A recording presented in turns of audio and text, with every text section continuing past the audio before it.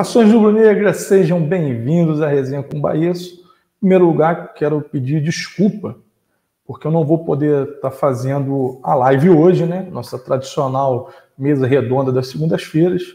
Mas na próxima segunda-feira volta a programação normal, então, mas eu não poderia deixar vocês aqui sem o pós-jogo, né? De Atlético Paranaense 1, Flamengo 1 pela 9ª rodada do Campeonato Brasileiro. E como de praxe, eu sempre começo com a escalação e eu sempre uso a arte do Clube de Regatas do Flamengo. O Flamengo jogou com Rossi, Wesley, Fabrício Bruno, Davi Luiz, Léo Pereira, Léo Ortiz, Gerson, Lohan, Luiz Araújo, Pedro e Bruno Henrique. Perdão. Bem, o jogo passado meio que moldou, né, o Flamengo para esse jogo contra o Atlético Paranaense. E o Flamengo repetiu basicamente a escalação que ele começou ali o segundo tempo do jogo do Grêmio. Antes de eu dar minha opinião aqui, hoje a gente tem participação especial do Inácio Ferreira, que está sempre com a gente aqui na resenha, né? Às segundas-feiras. E vamos ouvir a opinião do Inácio aí. Boa noite aí, galera. Um salve aí para todos do canal do Baesso. Passando aqui para falar um pouquinho desse jogo aí do Atlético Paranaense com o Flamengo, lá naquele campo sintético. Antes eu queria só abordar rapidamente aqui o fato da CBF não parar o Campeonato Brasileiro em função da Copa América. Eu acho um absurdo. O Flamengo hoje entrou mutilado, o Atlético também tinha desfalques. No jogo contra o Grêmio, Flamengo e Grêmio tinham desfalques, Internacional também teve desfalque.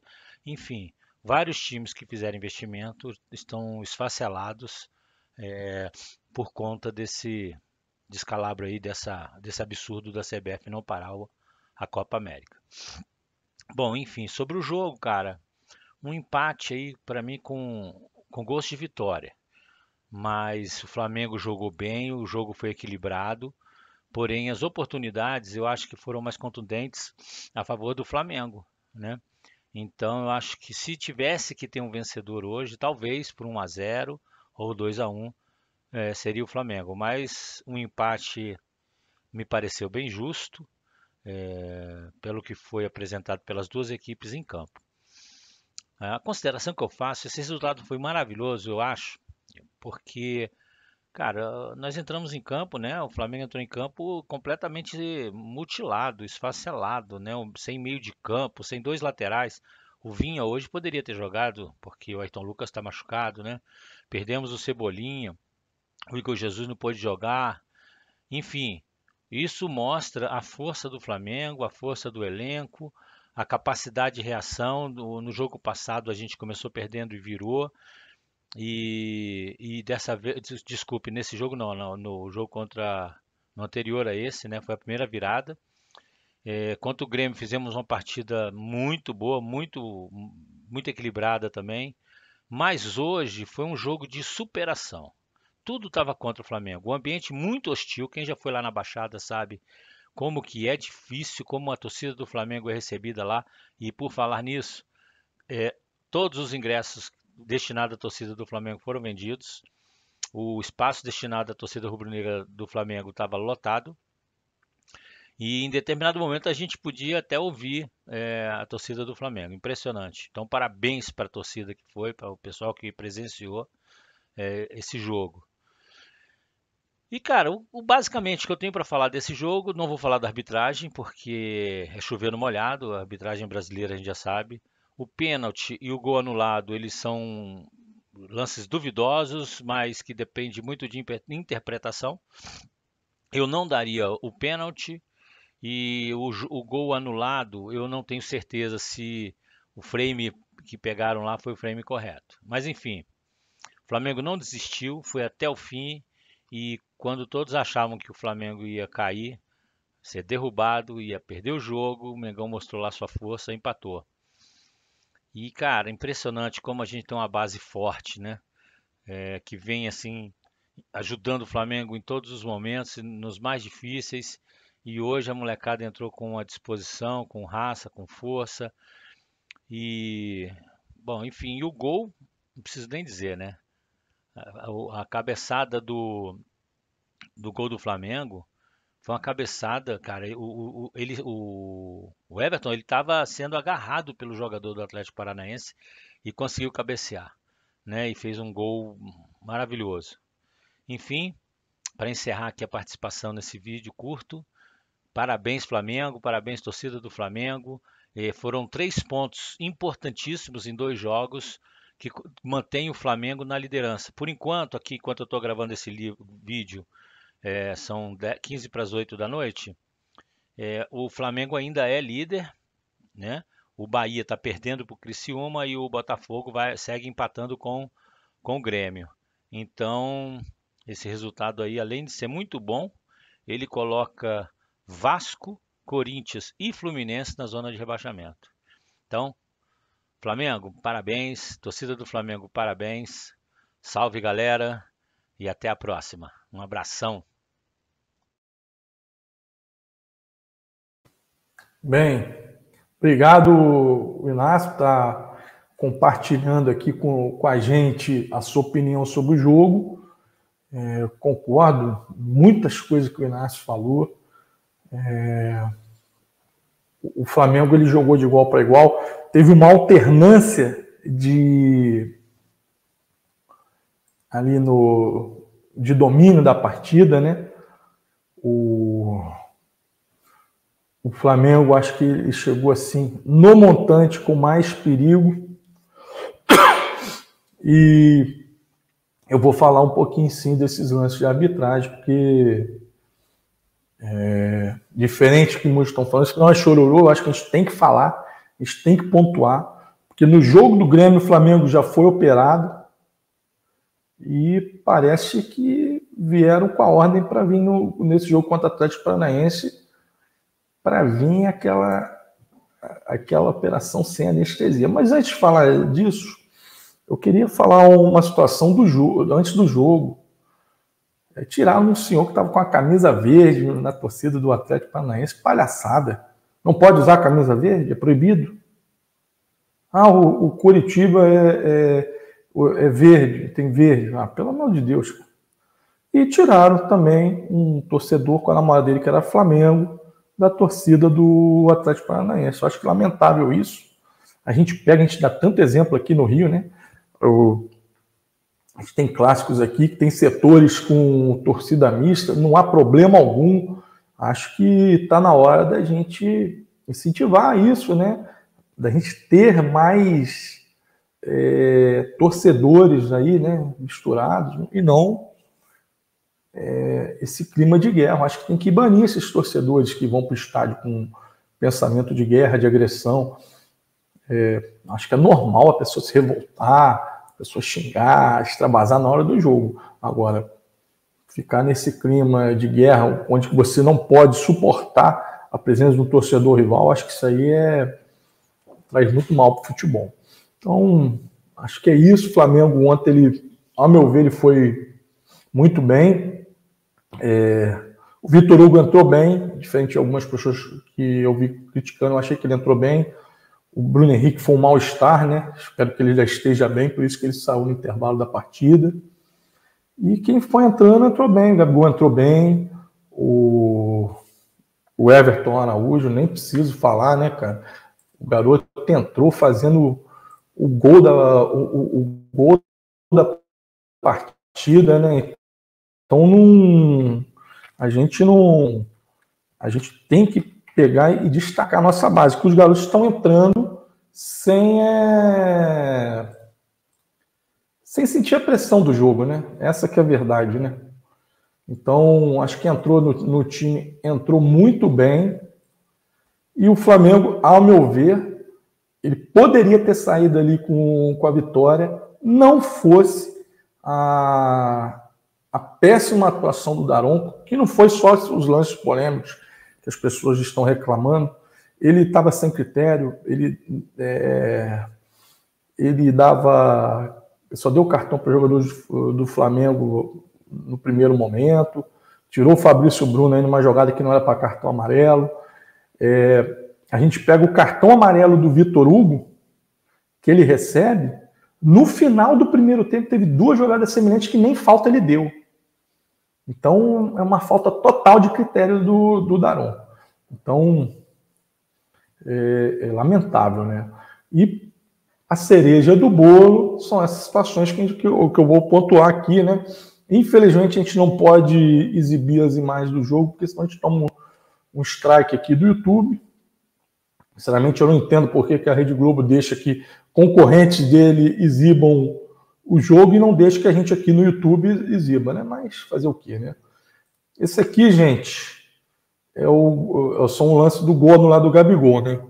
Eles pegaram o frame errado. O frame que eles pegaram foi nesse momento aqui. E você pode ver que o Luiz Araújo ele não toca na bola. Ele nem está tocando na bola. E eles acharam que ele tocou com a ponta da chuteira, mas não foi. Foi com a sola da chuteira que ele desvia. O frame deveria ter sido esse. E aí você fala, ah, mas tem diferença? Tem. Vou mostrar as imagens aqui. Ó. Olha a imagem aqui. Com o frame na ponta da chuteira e o frame ele tocando, raspando com a sola. Olha aqui.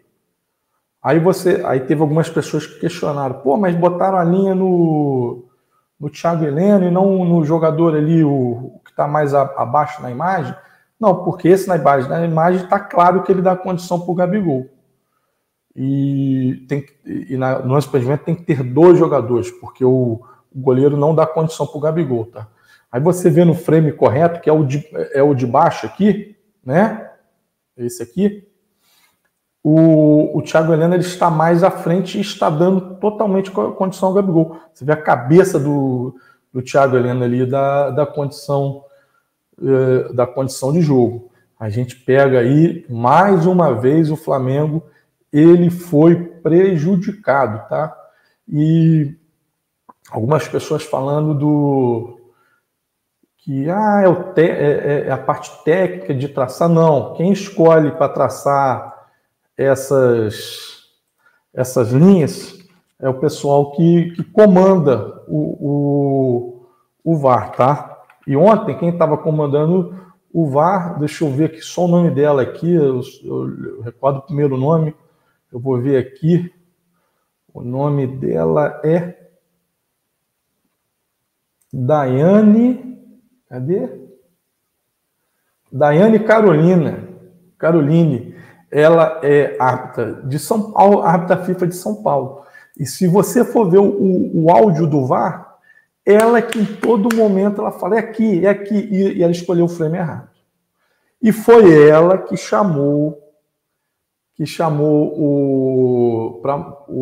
para fazer a revisão do lance que foi marcado o pênalti do Davi Luiz. E eu queria botar aqui essa parte aqui do site do Rafael Porcari, que é ex-árbitro.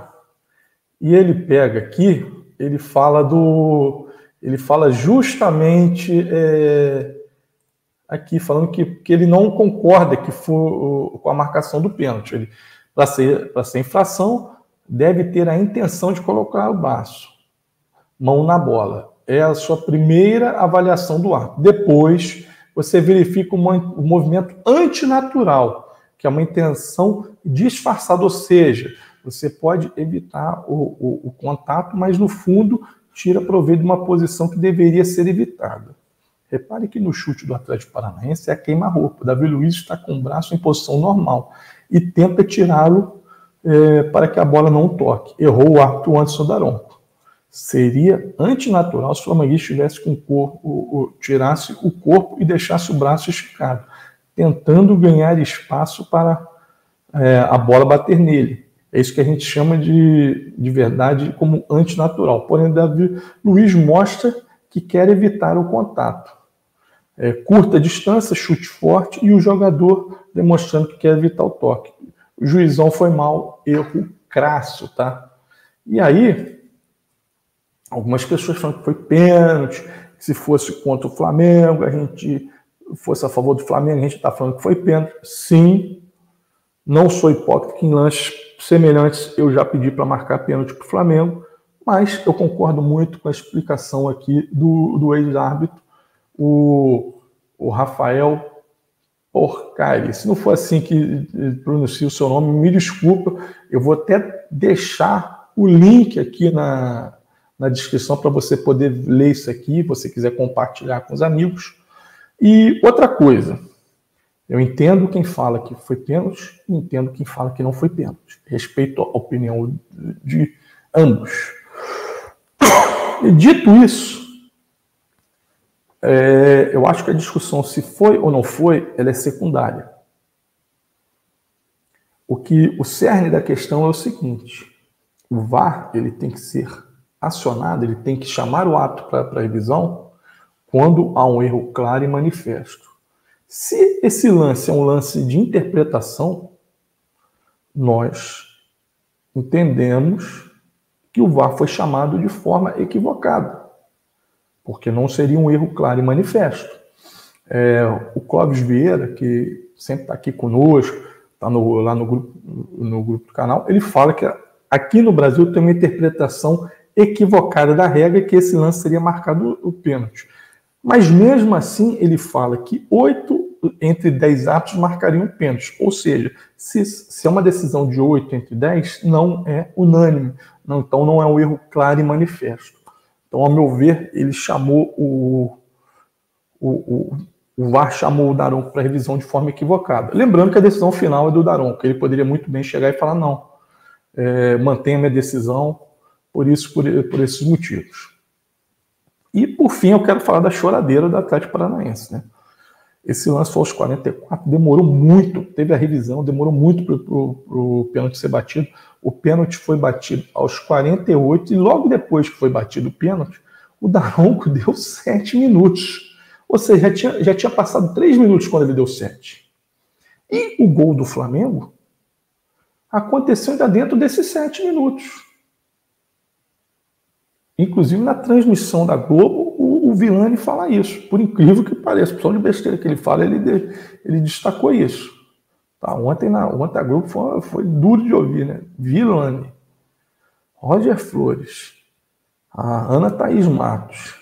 E, por incrível que pareça, a Nádia Mauad falou até pouco. Tá? Então, já que eu falei da Globo, né? Eles elegeram o craque da partida do Léo Ortiz, mas eu discordo. O craque da partida foi esse aqui, ó. Seu Anderson Daronco, né? E um cara que está suspenso pela Conmebol está apitando aí. Esse foi o questionamento do diretor do Atlético Paranaense, mas, estranhamente, ele está questionando algo que a gente demonstrou aqui que ele foi favorecido. Bem, acho que foi isso. É muito importante esse ponto. Poderia sim ser uma vitória, né? Em 2 dos 9 jogos que a gente vai estar desfalcado aí, sem 5 jogadores por causa da dona CBF. Sim, da dona CBF, porque foi ela que não paralisou o campeonato durante a Copa América. E além disso, nós temos desfalques do Alan, do Ayrton Lucas, Everton Cebolinha e o Ivo Jesus, ou seja, são 9 desfalques, né? Então, o Flamengo está lutando. Acho que é importantíssimo. Se não fosse esse contexto do Flamengo ter sido prejudicado, eu ia falar que seria um grande resultado. Mas, como o Flamengo sendo prejudicado, eu não posso falar que é um ótimo resultado. Tá? Eu vou terminar o vídeo por aqui.